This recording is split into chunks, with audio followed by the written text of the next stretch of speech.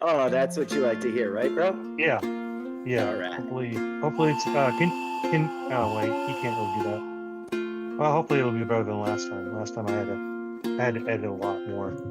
So Oh yeah, why is that? because of it was on single screen, your Oh face and right. my face, and it didn't always sync up with the switches of what we were saying. So, but I'm just gonna use the Zoom recording. Just gonna roll with that. Great. Try not to complicate it. Although I might put some video or something over the top, depending on what we Sure. talk about. And I don't remember the last time we missed a week, or I missed a week. I didn't We put missed anything a out. week, yeah. We missed last week. Yeah. Well, I only had one day in between San Diego and DC, and uh, There's not a lot of recording time in DC. well, there could have been, but we kind of used it on doing the walk from the Capitol to the Lincoln Memorial, and then we went to Georgetown, um, just because saw the Ukrainian Embassy and the Exorcist stairs, and they put that extra meeting in. They didn't used to have that meeting. It was all done in the morning. Remember? They just had the one meeting. You mean the Uh, BA meeting? yeah, Yeah. they just had the one. But now they have two. They have one in Hmm. the afternoon, so that thing starts at 2 instead of 5. So kind of kills your morning, especially after you're jet lagged by 3 hours. Kind of, 9:30 is a pretty good time to be up and about. But if didn't have jet lag, you'd be up a lot earlier. That is a So rough trip though. Like there's one direct flight, right? yeah, One and it, direct flight in the morning, one direct flight in the evening. yeah, and well, there's a red eye, and I talked you into taking the red eye because we were going to do the red eye together, and then I did something completely different, which I like red eyes, but Oh, me too. Yeah. it was blisteringly hot. Well, not Yeah. blistering. It was very humid, 92 with 80 plus humidity. See, we've been running at like 92 with 25% humidity in Phoenix for the last 4 or 5 Yeah, days. It's been amazing. yeah, I bet. So, what was the last thing we talked about? We talked a little bit about the homebrewers win, and we talked about a little bit about, We talked about San Diego. this is how bad I am. Were we even? Did I record from there? No. Yes. Oh, okay.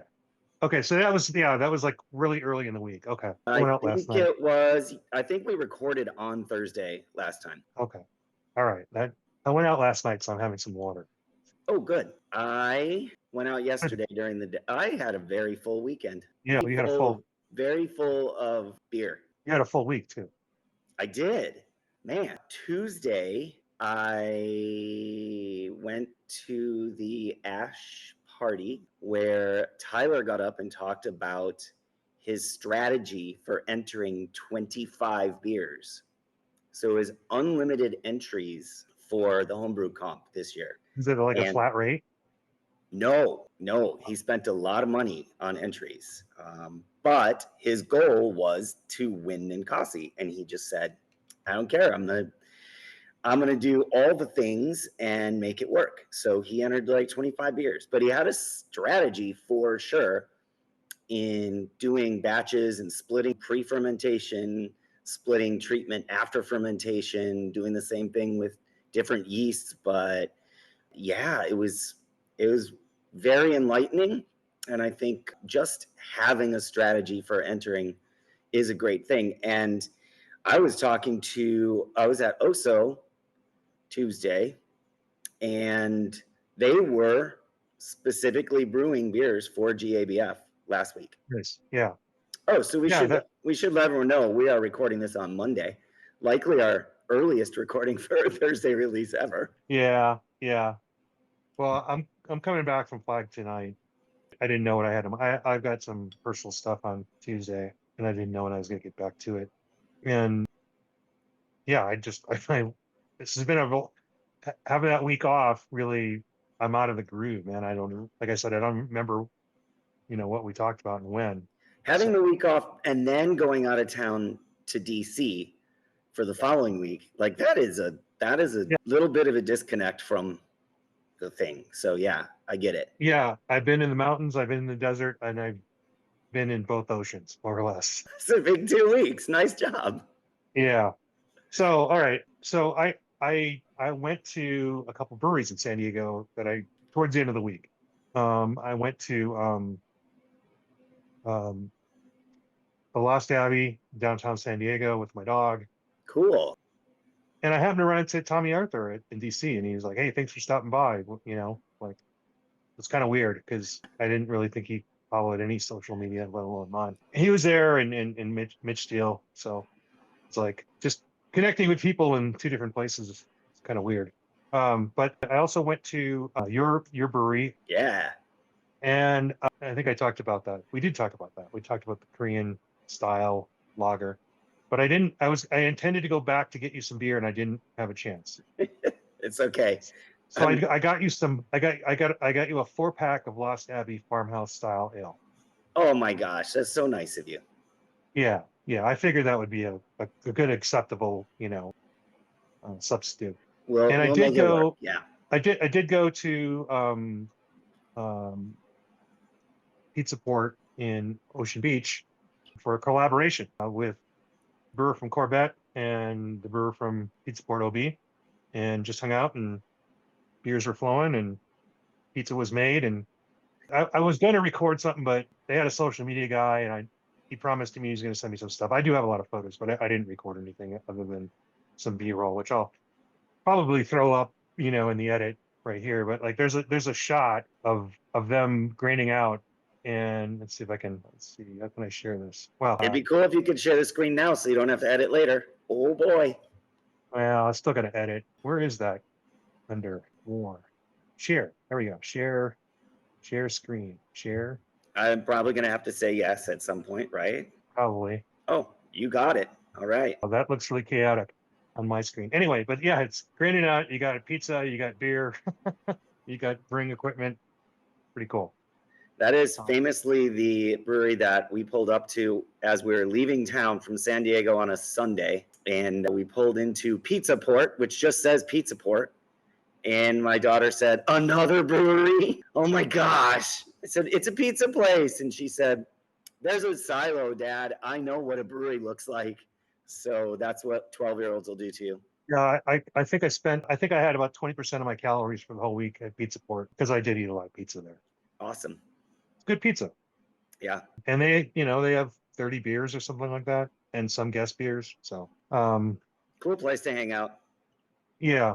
And I drove back, and here's my conundrum. I did want to visit Chris, but I had my mom and the dog, and I just didn't think the patio situation there was going to be livable for both. Right.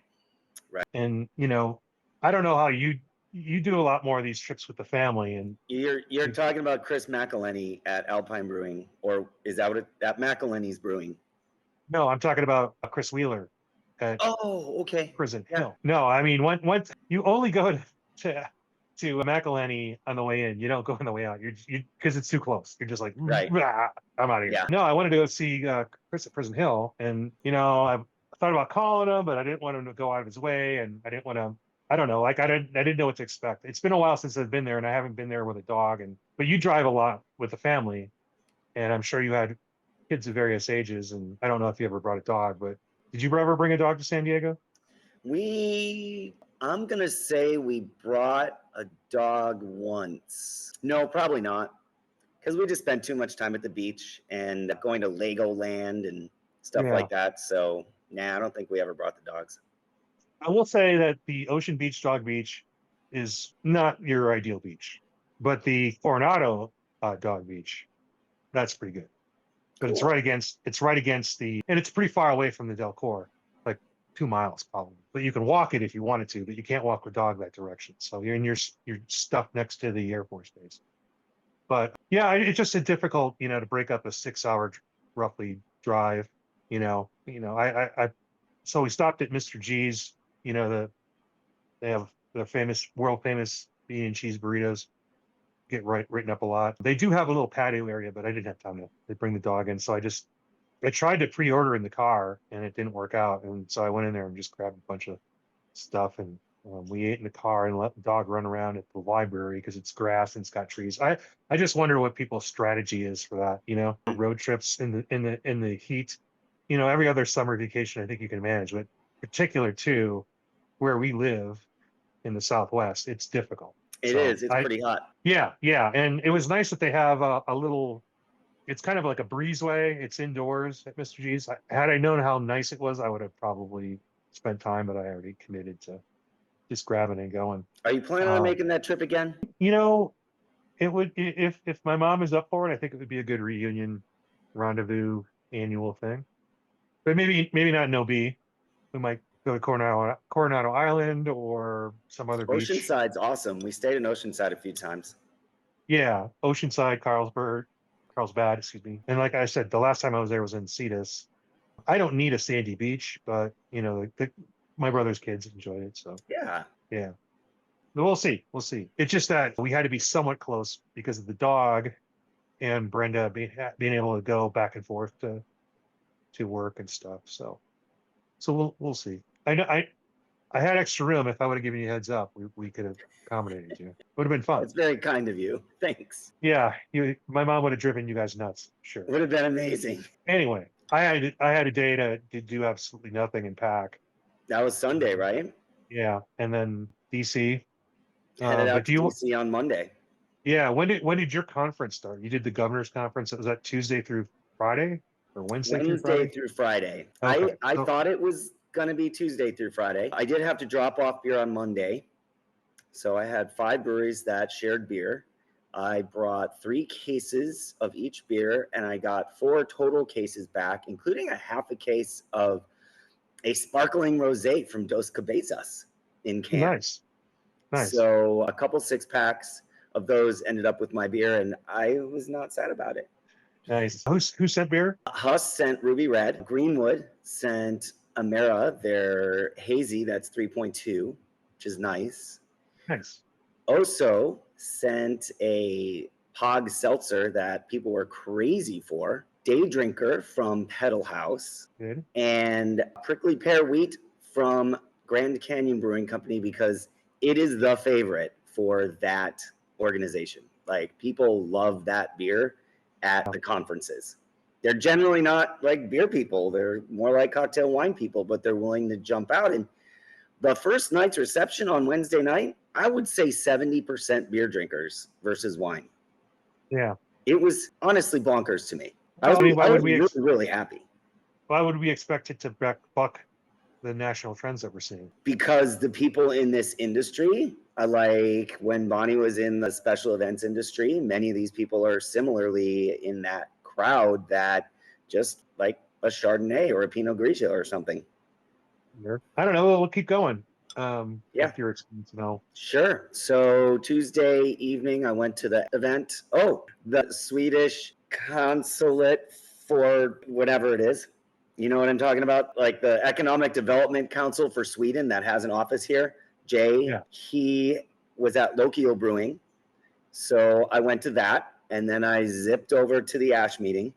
And then on Wednesday, I was at the reception for the Governor's Conference on Tourism. Ran into a bunch of people. That was awesome.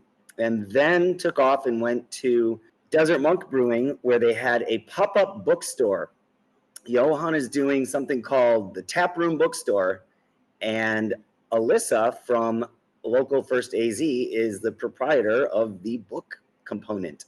So she had books that were wrapped in craft paper with nice little ribbons on them.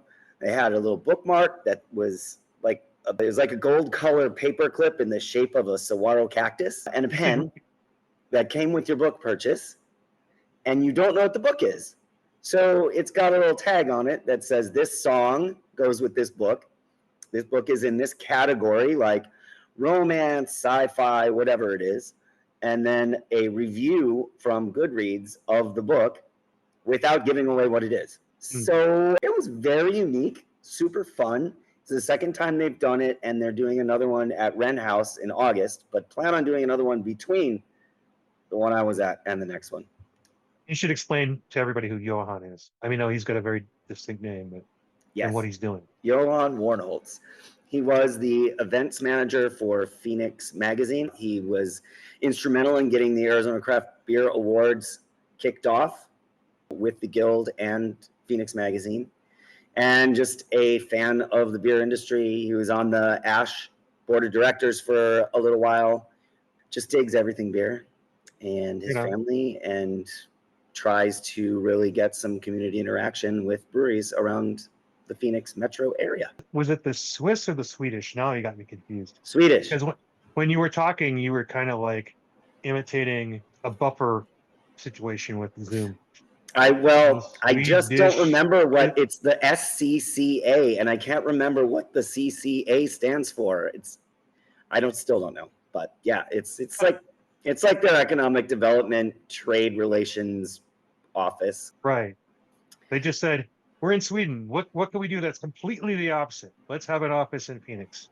Well, yeah, I mean, this particular series, which is his second year doing it, he does it on a Tuesday in June and July, so he has 8 meetings, and he's raising money for scholarships. Yeah, it's good. I mean, I had a good time last time. Get the little punch card.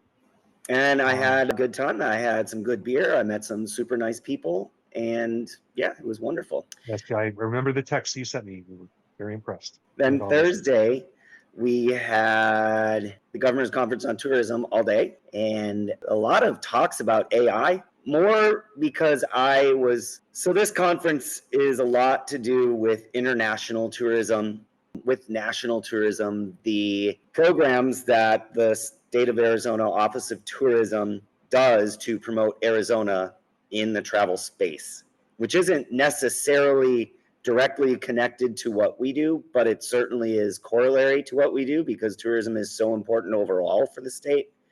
So it's something that was definitely worthwhile, but they have a pretty good diversity of stuff, and I have to do social media, and a lot of their work is in social media, so I got to go to those, and yeah, it was good. Did anyone?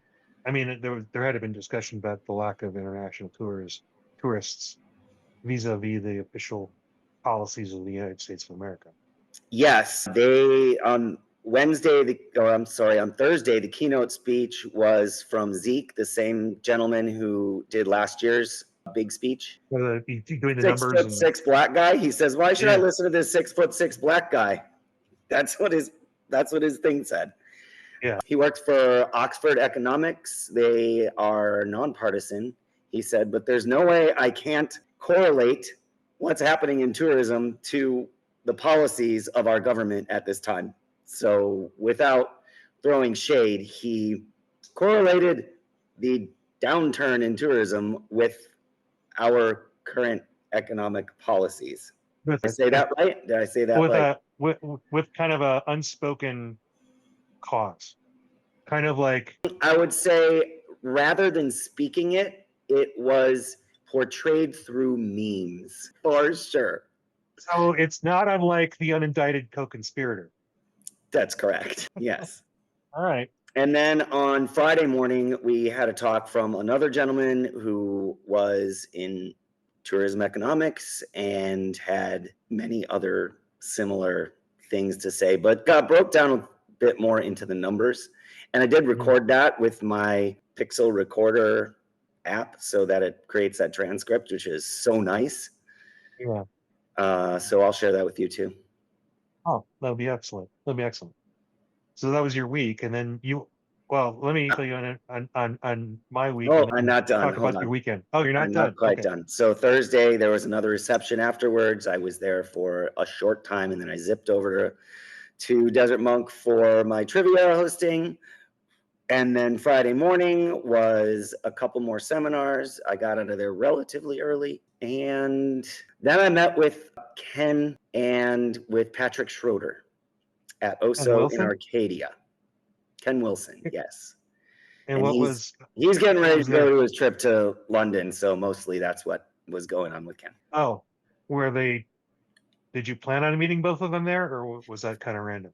No, I just hit Ken up and, his mom's had health problems, so I've been in touch with him quite a bit. Yeah.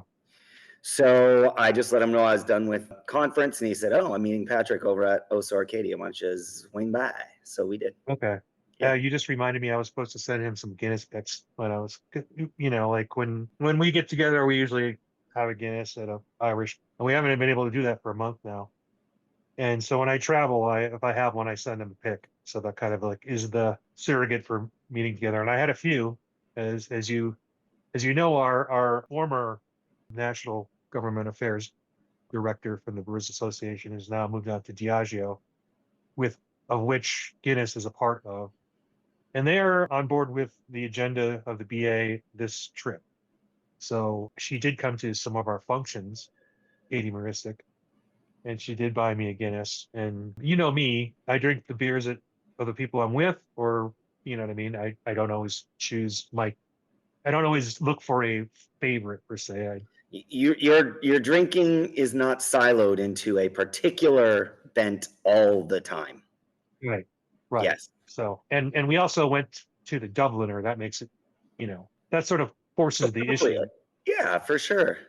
The Dubliner, among other probably TV shows and movies, was recently in an episode or two of the Apple TV series The Silent. So, and a lot of people, when I told them that, they were like, "Oh my gosh, of course, yes, it was in DC. It's an Irish pub, and it's right down the street. They pan out, and you could see the Capitol, Yeah. which you're familiar, and that's right next to McWill, Emery, and whatever. Yeah. Our former national lobbying office, no longer. But yeah, I do have. I should send them one of my pics and say, "Hey, I forgot to send you this." I'm sure you would love it. So let me recount my Monday through, right? Sure. So everybody in the country was freaking out because their planes were getting delayed, and I think I had a 15-minute ground stop before we left, and then I had no problems. So I made it across the country. New I York talked to had to Tommy. drive. Yeah, yeah. Tommy Arthur from San Diego said, "Oh yeah, I had no problems." So if you had a long haul East Coast or West Coast, East Coast, I think they just let you go through. But if you were one of these regionals that were you're probably the second or third stop, and the crew is based, somewhere else. They had problems. Yeah, Paul from New York canceled his flight and drove 6 hours instead of waiting for another flight. Florida was delayed. Josh, Atlanta, Joseph was delayed. A whole bunch of people were delayed. So it was raining quite a bit throughout the day. I stayed in that southeast, like we did before, near the tune in, right? Near the metro stop. I like staying there. There's Yeah. a lot more restaurants, and that's actually where the Hawk and Dove is, where we had our reception the second night, next to the tune in. So that was a double whammy. But I flew in, and it was raining, and I started to go, having a pair of waterproof shoes might have been a good idea. Good idea. We did have a washer dryer in the Airbnb, so it all worked out. Could Good. Good. burn off the wetness. But Hmm. uh, see if I can share this The photo. world famous Yotel was the official hotel of Yeah, the trip, and you decided not to stay there. Huh? no, you see Shocking. that? Not yet, but I will soon. Oh yeah, gorgeous. Yeah. So there were some weird skies. I think if I would have got there 10 minutes earlier, like a lot of that red would have been moved up, and that green is just I don't know where it's coming from. It's just here's another one here. This one's a little bit there's a little bit more Beautiful. red. I love Yeah. it. No. Yeah. Gorgeous. How do I stop it? Here we go. So I did find a brew pub in that neighborhood, believe it or not. They had, I don't know, two serving tanks, and I didn't look at the brew house. It looked like it was stuffed in the corner, where the kitchen would be. And it was military themed. It was like Valor Brewing or something like that. It was kind of weird. And it was raining hard, so that kept the crowd down. But like I was shocked. They had an okay food menu, but like literally 10, 12 uh DoorDash drivers picking up food while in the time that it took me to drink two beers. Right. Um, DC, that is DC. That is DC when it rains. I was just surprised to see that many, DoorDash drivers at a pub, because there's probably 12 restaurants within walking distance of that very place. I don't know. It was interesting. Were Now they I don't picking know if up a it's bunch at Tune In? I didn't notice because of where we were in like where we were situated. Because I would expect that pickup would have been at the point of the bar, and we weren't really there for most of the time. And it was notable only because there was only a few people in the bar, and so when someone comes in, everybody looks, you know. So Because you I never got know to who it might be when you're in DC. Yeah. So I did some walking. Obviously, that was the capital. I toured I walked through the Japanese American monument, and it highlighted the many Japanese internment camps, but also the two in Arizona, Gila River and Poston. Spent some time there, just kind of bringing it all in, and met Paul at the hotel. But by the time I walked there, um, he was just getting in, and that's where I got to hang out with Bart and Bart Mark. Watson, the CEO of the Brewers Association. That's correct. And Mark Prio, Tommy Arthur was there, Mark and Prio, the general counsel and lead. no, that's Serini. Mark Prio Mark is, Prio. I don't know what his role is. It was special projects under. He's still special projects, and particularly he's sort of the communications manager. It seems like, at least for us. Yeah. And Scott Graham stayed out late many nights, which you missed. I'm sorry about that. Scott Graham Sounds is the great. executive director from Michigan, and he would be the longest tenured executive director in the country at this point, and with no signs of slowing down, at least in the 3-year time horizon that we asked about. Right. Although desperately looking to shore up his organization, as many of us are. So the three of us went to the Dubliner. It's a very popular place. It's just right around the corner from the hotel, and it's convenient. They kicked us out of the hotel. Why? They closed early, and and then the second night, well, across the street where we've stayed in the past, I don't remember if that's a Sheraton or Hilton. I guess they're remodeling the bar, because that place would get pretty rocking, because it's all stone and hard surfaces, and it's super loud in there. And I can't even believe they don't kick us out, but the bar was closed for remodeling. So the next morning is when Paul likes to get us on his walk from the Capitol to the Washington, or the Lincoln Memorial. Yeah. So we did that, and we met Tori from Washington State. No, not Washington, Wyoming. We met her at a place called The Tombs. It's a Georgetown hangout for rowing crew. It's in the basement. It was hot. I mean, we were just like, I'm wearing a gray shirt, and it's just like dotted with perspiration. Pretty stifling. It was, and then we met her, and what is that noise? Apparently they are blowing the leaves out front of the Ash Clubhouse where I'm hanging out today. Yeah, we should make mention of that. The very distinctive rafters, exposed rafters, the TVs, the giant we should break. Station. It's very loud right now. We should break. Okay, let's take a break.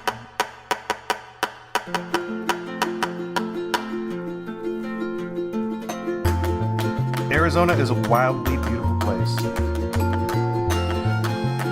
brimming with over 100 brewing companies. I'm Rob Fullmer, the Director of Government and Community Affairs for the Arizona Craft Brewers Guild. I'm joined by Executive Director Andrew Bauman.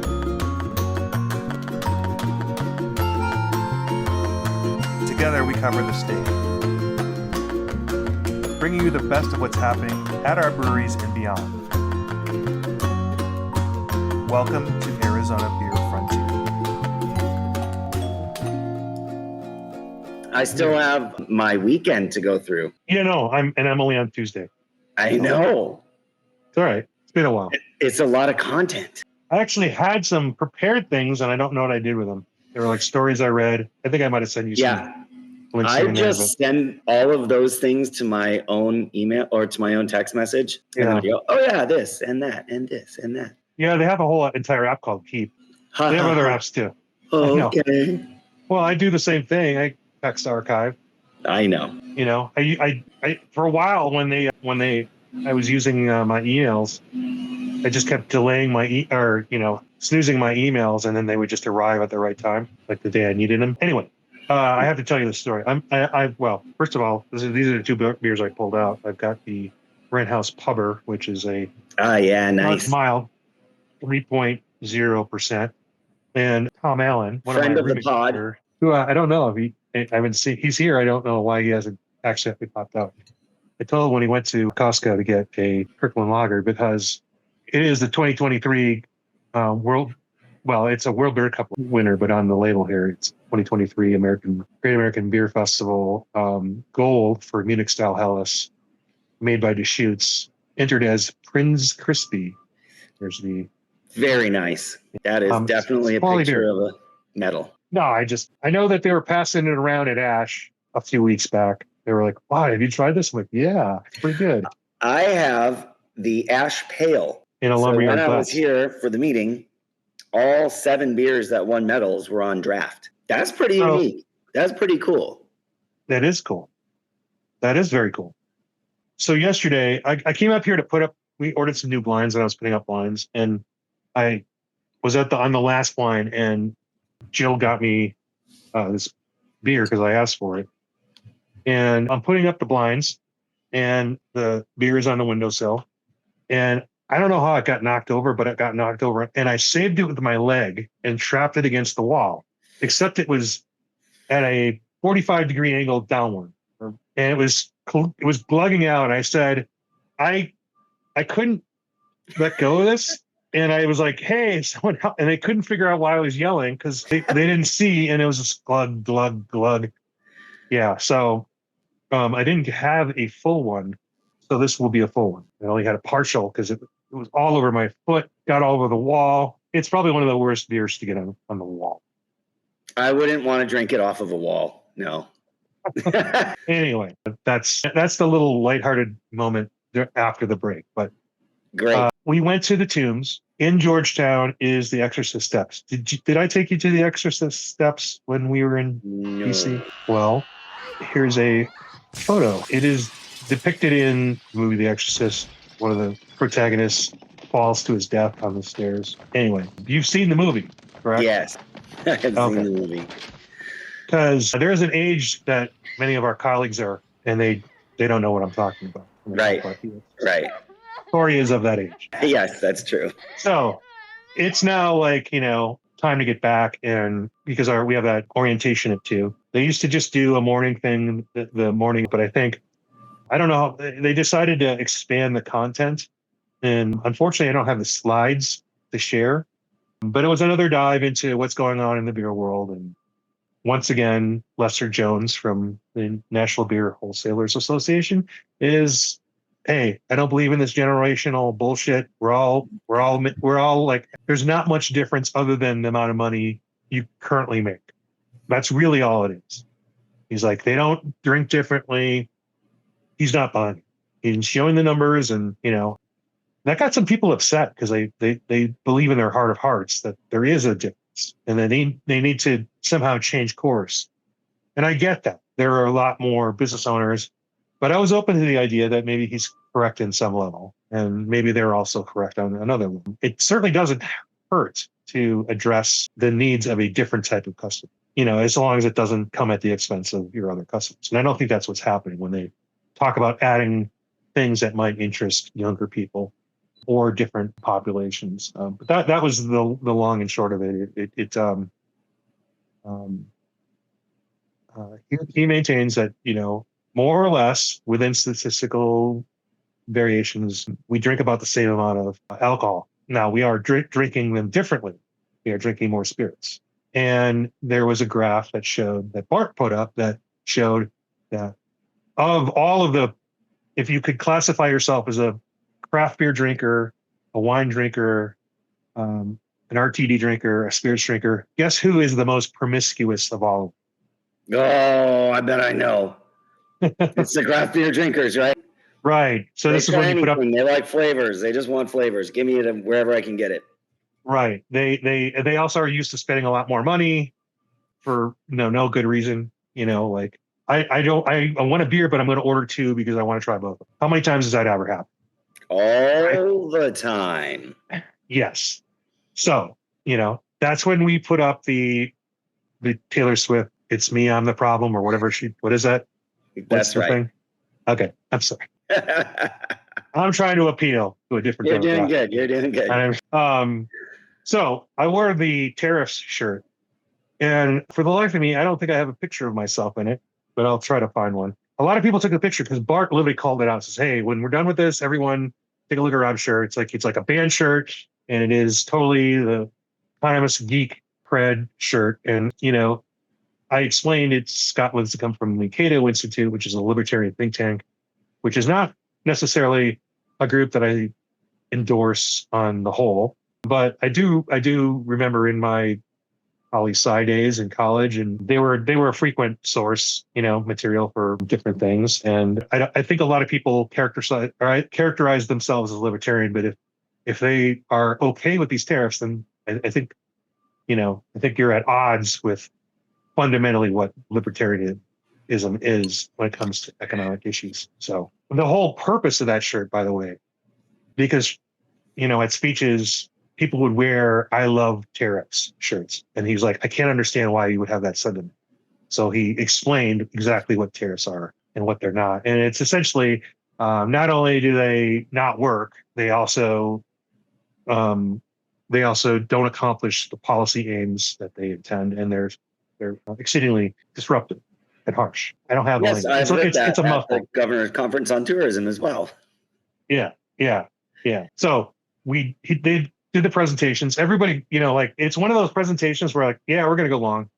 So it was supposed to be done at 4:30, and it was like 10 to 5, and we're supposed to be at Lost Generation at 5 o'clock on the other side of town.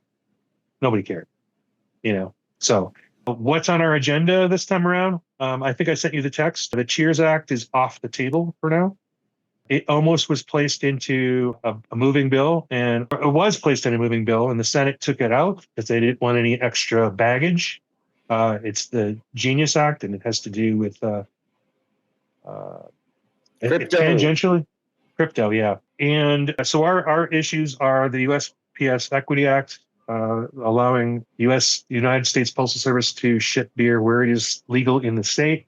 And that is something in Arizona that would help us with shipments within the state. It would attract those carriers who, for whatever reason, even though legal, don't give us the time of day. If the post office started carrying some of that weight, then they might be compelled. And even if they don't, we'd have a solution. So we are. I did have some for discussion about that with our board last week. Yes. We are asking for full funding of the TTB. Not so much a huge issue for Arizona because we don't necessarily need to do labels. It's a good idea. It's a great practice. I think somewhere down the line, if someone raised us think about it, we could lose that argument, and the liquor department could just sort of write an edict saying that we need to. It's just one of those things. So it's a good practice, and just so we're not running afoul of those practices. It's important for formulation to get approved ingredients. It's important for licenses, which don't occur all that often, but often enough that you would hate to have your license delayed. And right now, formulas happen all the time. So formula is when you're when you're adding an ingredient that is not on the pre-approved list. And a lot of breweries use those ingredients all the time. And every single time that they come up with a new beer, they have to have it approved. They have to get the formula approved. If they're putting, let's see, guava, those things have to be approved through the TTB. Otherwise, you can't use them. So we know how crazy beer these days is. So if you have to wait for the formula to be approved before you can brew it, it's really slows down stuff. So in the Brewers Association, through its presence everywhere, has added to that list over time. An exceedingly large number of ingredients have been added as a result of that. You mentioned papaya, like any of those fruits were not. I like to say an appropriate amount of ingredients have been added to the pre-approved list, not an exceeding amount, the correct amount. Oh, okay. Well, how about a number that people, if they thought about it, it would be higher than they thought.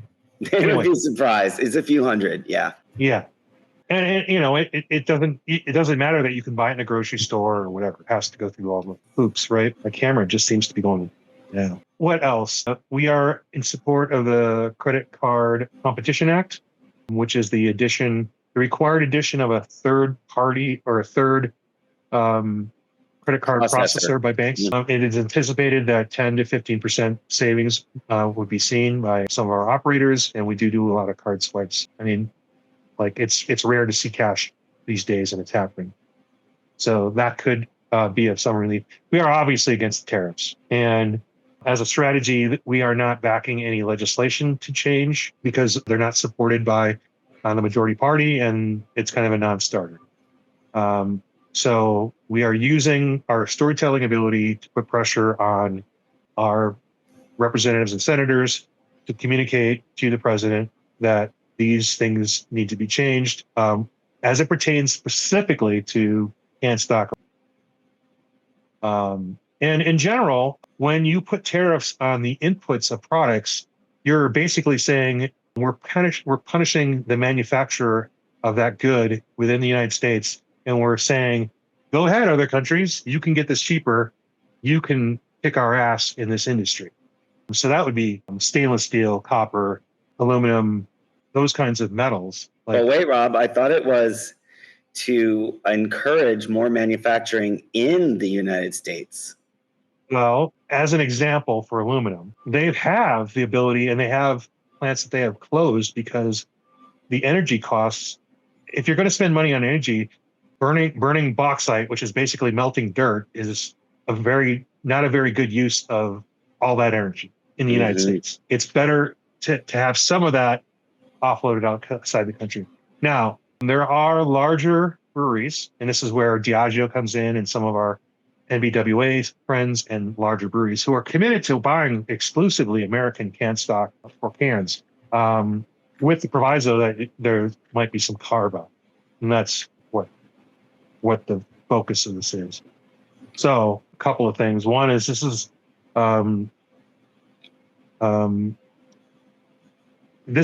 we're sort of dropping the stainless steel issue right now because there's a glut of equipment and kegs. Although, your smaller replacement parts are still stainless. Those you have to pay tariffs on. Flow meters, various bits and pieces parts, primarily like certain things you're going to have to buy them from Europe, and you're going to have to pay a tariff on.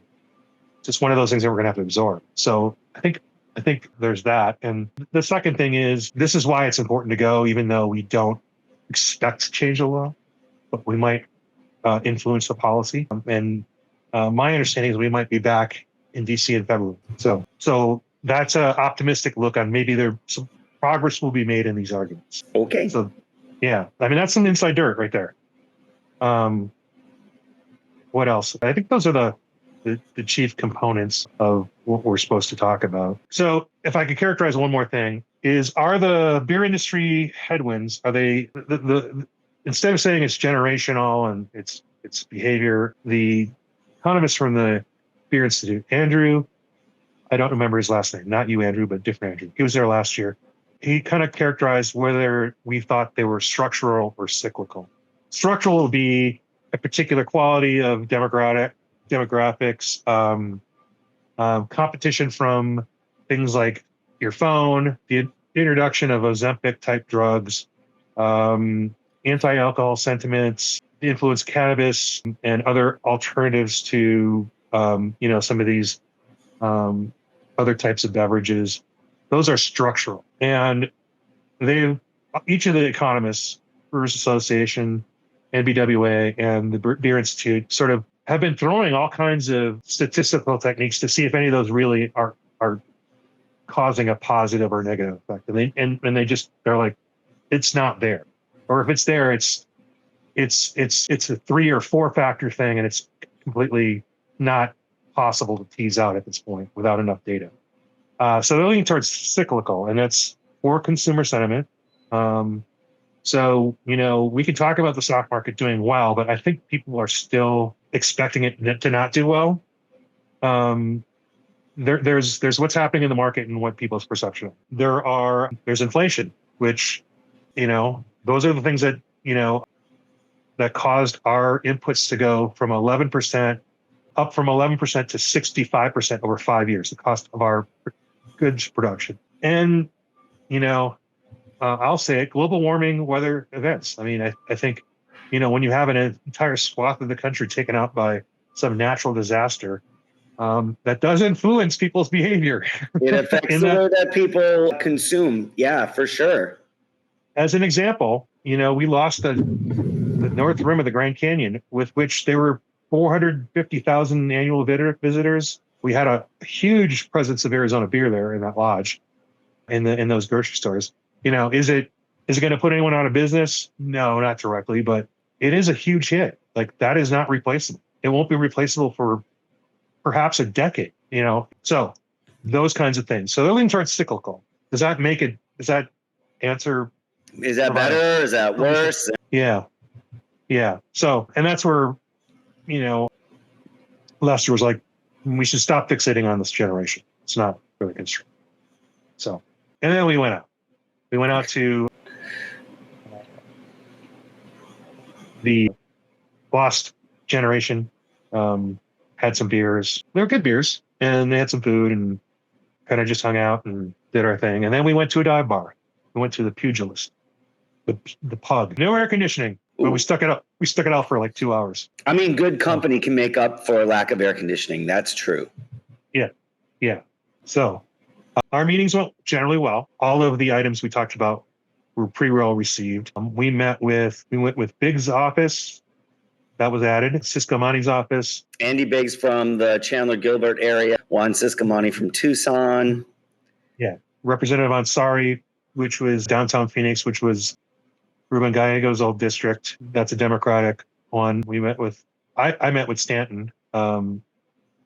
He was a 5-minute meeting because we were just in sync and we just had seen each other. That's wild because generally, like, isn't he like a little bit longer? Yeah, just hanging out, but like it's a busy time for them right now because they're about to go into recess. Yeah. So they had some votes going on. So our schedule got tossed upside down several times. So oh my. We took a couple occasions to, like, in one case we were next door to Schweikert, and who we did see, and we were able to just go like, oh, we'll see, we're 4 hours ahead. Let's just see if they're available, and they were. So that's actually how we got to Biggs. And who's we? Is this you and a mouse in your pocket, or? Yeah. Well, we did split up. Did you tell anyone who we is yet? No, I'm getting there. You're getting there. Okay. When I say we had two gentlemen from Mother Road, Michael Marquez and his business partner, whose name escapes me. He was very quiet, but friendly. It can be a little intimidating the first time that you're in a senator's office. Yeah. That's true. So when we met with Big's office, he was a new legislative director, and he was very excited and genuine. And that's not always been the case with some of the staff at that office. So I'm having a flashback to last year, hanging out in the hallway. Yeah. Well, that in this case, I had to drop out of a meeting to get to our next meeting, and my understanding from Michael was as soon as I left, they were very, and then what, and they just wanted. And we did get to talk to the member, Schweiker, and he was all about root beer because he doesn't drink beer, and talking about Scottsdale and coffee houses, and it was all cordial. But like when it came down to the policy stuff with the director, it was like, well, credit cards, we think that's a long-term solution with blockchain. And like, well, maybe someone will also be around for that kind of thing, So it warrants further discussion, which is what we'll do, because maybe we just got off on the wrong foot. My point is, for the new guy, we managed to get gallery passes, and we sat in the House of Representatives for a while. Cool. And we found a new shortcut out of there. We nice. hit the underground tunnel. First of all, you can get escorted there because when there's interns, they can just stick an intern to walk you all the way into the Capitol. That's a great tip. The second thing is you can leave by going through the tunnel to the Library of Congress and going, oh yeah, I'm not going to go. I want to go out. So they'll let you out there. So you can stay underground as long as possible, which is key. Out of the rain? Out of the heat and the oppressive humidity. Because you're wearing suits. Yes. So I recall spending $30 on a 5-minute Uber because there's no way we're leaving the tune in comfortably and getting over our meeting, and we're not making a 20-minute walk and freshening up in the bathroom. Like, no, we're just going to take an Uber. It's worth it. So many beers were had at the tune in. afterwards. It was the de facto hangout the last couple of years. By the way, I was sitting at the bar, and I've always known it to be a Democratic hangout in Arizona occasionally. That was Raul Grijalva, former sort of haunt. And I sat with Katie there, and she was talking about, oh yeah, I used to come here all the time and he'd smoke cigarettes out in front. There was a sign that it was a fan. It says Raul Grijalva fan. And on the night of the primary, I sent it to Adelita Grijalva, wishing her luck on the election. I would have done that for other candidates too. I didn't have that sort of connection. So, but she did win her primary and was expected to take the seat, barring anything unusual. So that was sort of happenstance. Spent a good amount of time with Eric Wallace too. He was palling around with Shawnee Adelson, from the director from Colorado, and he is a dive bar fan too. And they talked a lot with Serini about, I guess they have a lot of the documents from the merger between the Association of Brewers and the BA in their guild archives for whatever reason. So there were some stories shared about that. Cool. Some of which I will tell you offline. All right. They involve people you know, and yeah. So that was the business day and the whole point of being there. And we got a lot done. And we had some good things to follow up on. Great. I had a later flight the next day. I didn't leave till 5. So, when you go in these big group things, you're always negotiating like, hey, we should go here. And it's like, and there were a couple of people who had later flights. And to spare everyone's feelings, I just wanted to do what I wanted to do. So I didn't invite anybody. I just did it. I mean, they were personal to me.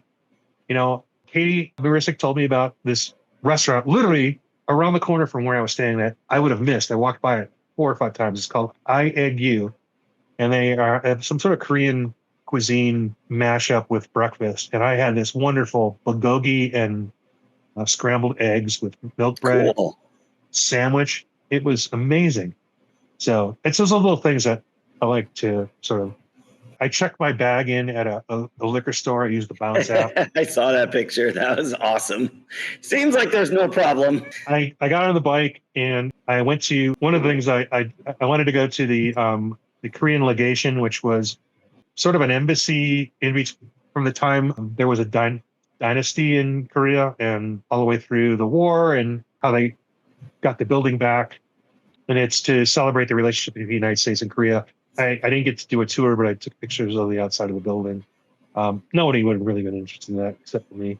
And it happens to be in the same neighborhood where Duke Ellington was raised and learned to play piano. And it's also an LGBTQ area. So lots of colorful murals and the house that has the little pond with all the Barbies that they change out every once in a while. So I will post some of those photos.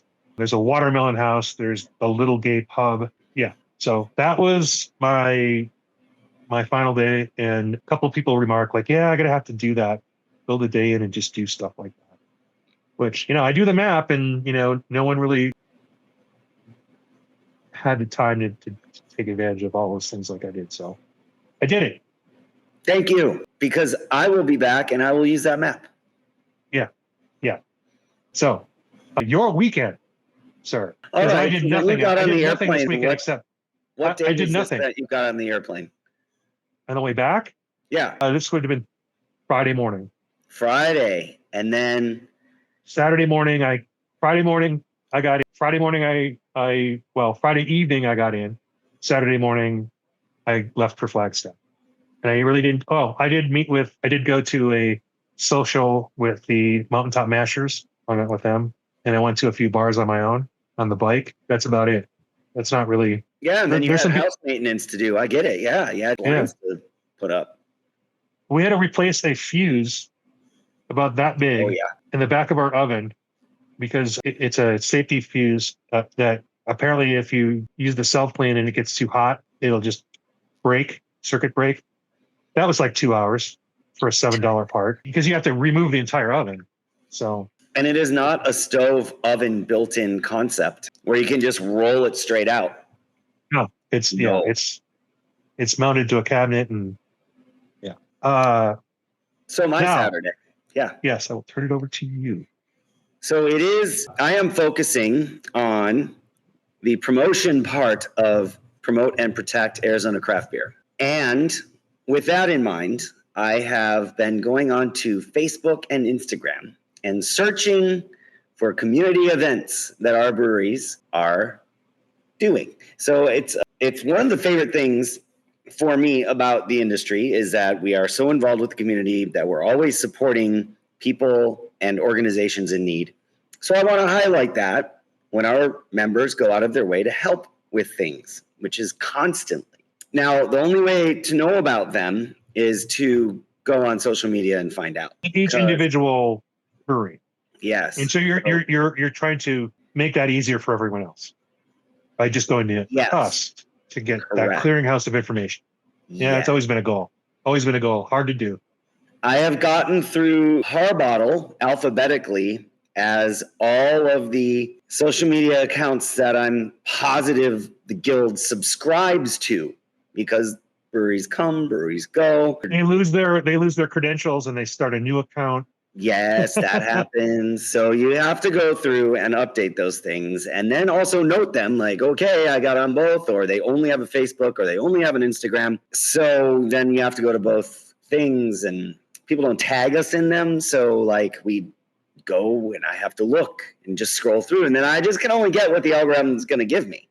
I can't like demand to see every one of the pages that I have liked. So I found many last week that I tried highlighting, including the 8th anniversary of Old Ellsworth Brewing Company. That's very exciting. That was my first stop, and I'm going to share that to you right now. So that is the owners of Old Ellsworth Brewing Company on their 8th anniversary, and it was great to get up there and see. That was a great stop first thing in the morning.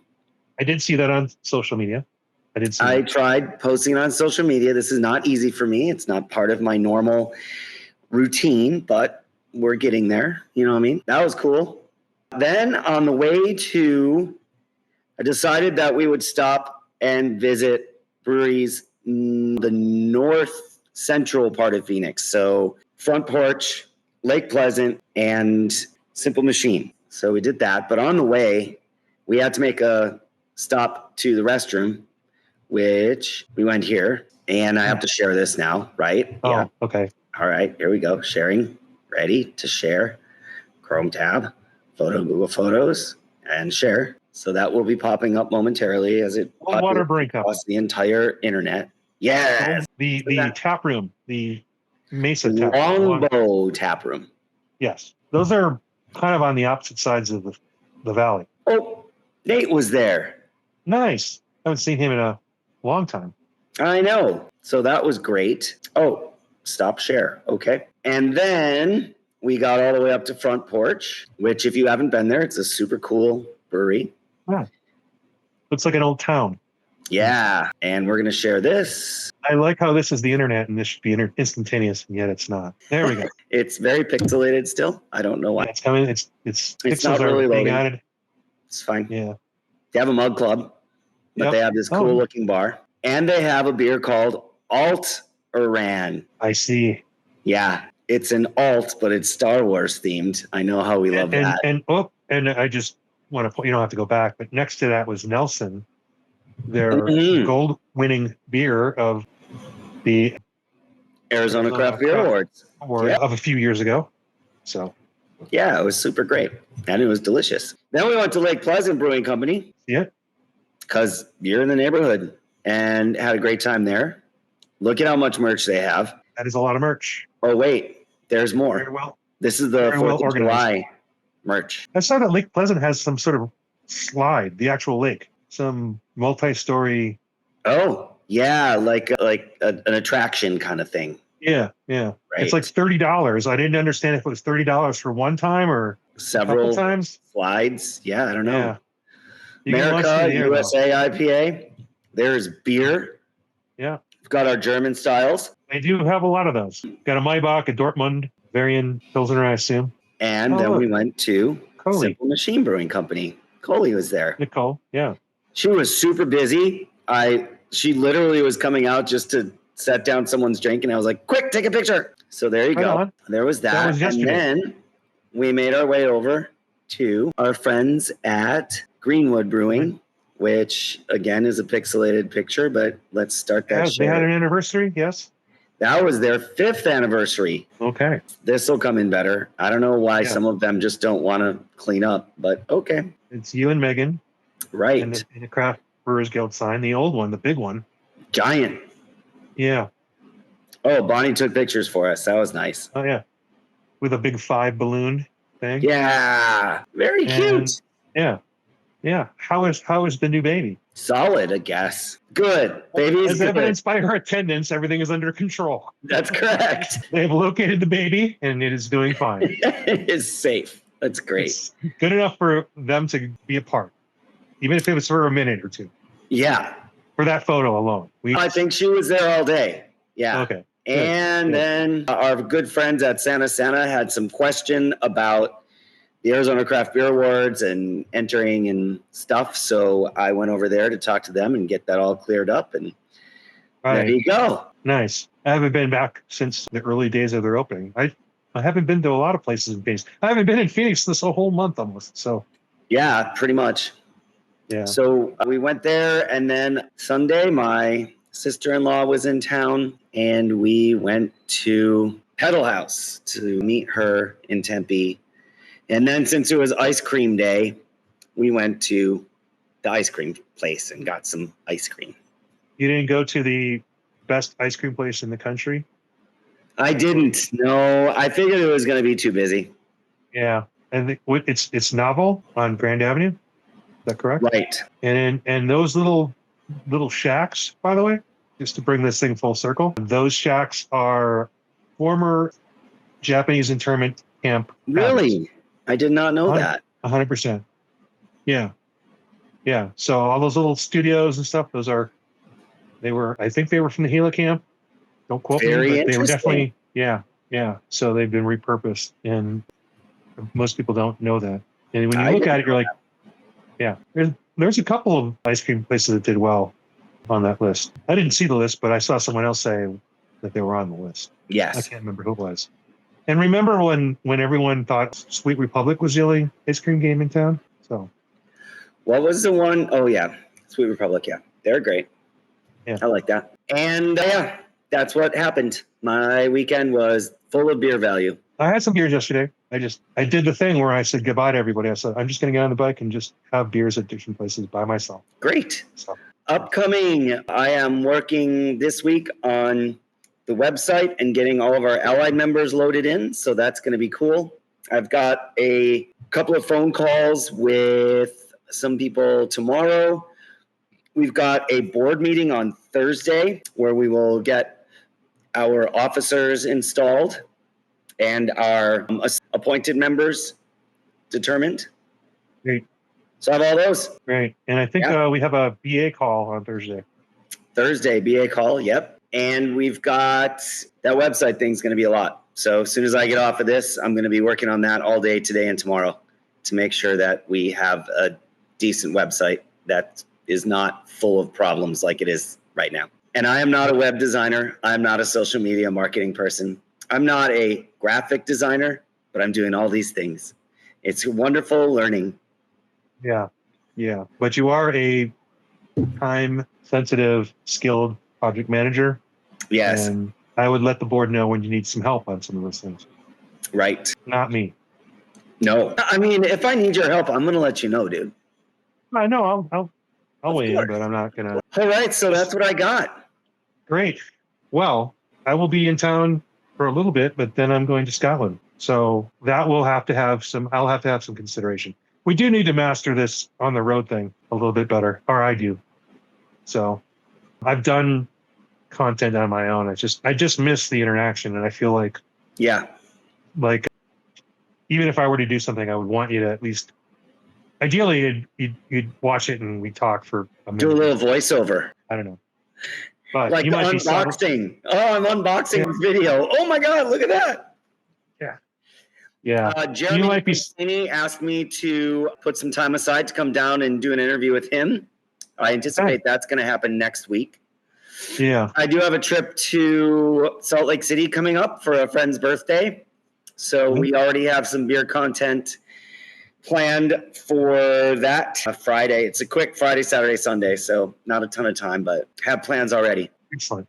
All right. Well, I got to wrap this up. Indeed. And I got on a flight today at 6. So Cool. I will see you. Thanks for getting together with me on this. We'll try. Good to hear what you got going on. Yeah.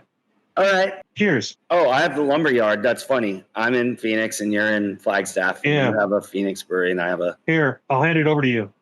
Oh. All right. Cheers. Here's me trying to turn it off. I can't turn it off. And we didn't say, hey, Rob. Oh, I know. And we didn't say Andrew Bauman. And we didn't do the taglines. Those are season 4 Easter eggs. Yeah. And then I talk to you later. Have a good one. All right. Stop the recording. Yes.